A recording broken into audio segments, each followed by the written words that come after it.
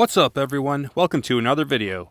In this video, I'll replace the spark plugs in a 2014 and newer Chevy Impala with the 2.5 liter 4-cylinder engine. Per the manual, they should be changed at 156,000 kilometers or 97,500 miles. First, remove the plastic engine cover. There are 3 screws and the oil fill cap. The 3 screws require a T30 Torx bit. Remove the 3 screws. Then remove the oil fill cap. Then slide the plastic engine cover towards you and up and off. Reinstall the oil fill cap so no debris falls into the engine. And next we need to disconnect and remove the 4 ignition coils. Slide out the red locking tab, then press and hold down the release tab and pull the connector off of the coil. In this video, I'm going to do them all at the same time, so let's disconnect the other 3. Next, remove the bolt connecting the ignition coil to the engine. It requires a 10mm socket. And let's go ahead and remove the other 3. You may need to rotate it a little first to break the seal between the boot and the spark plug. Then, pull the ignition coil up and out, and I'll remove the last 3.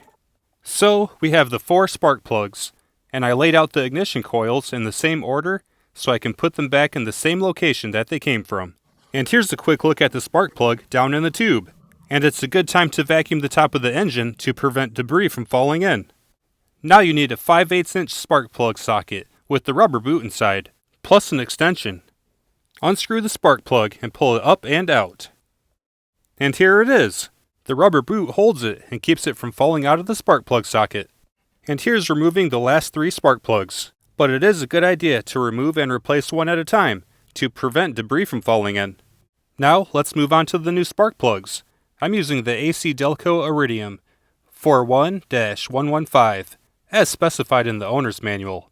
Also, do not gap these spark plugs. They come pre-gapped from the factory. Using a gapping tool will damage the iridium electrode. I will also be applying some dielectric grease. This is recommended if you have it.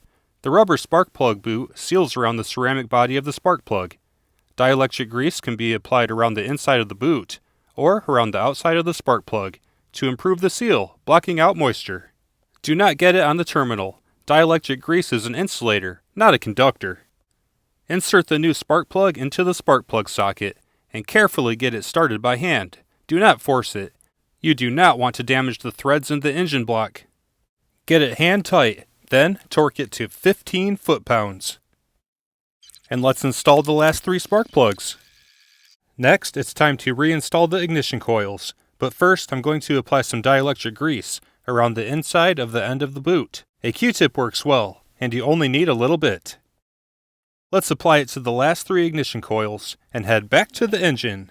Insert the ignition coil and rotate it on the spark plug to evenly spread the dielectric grease. Then reinstall the bolt and tighten it with the 10mm socket.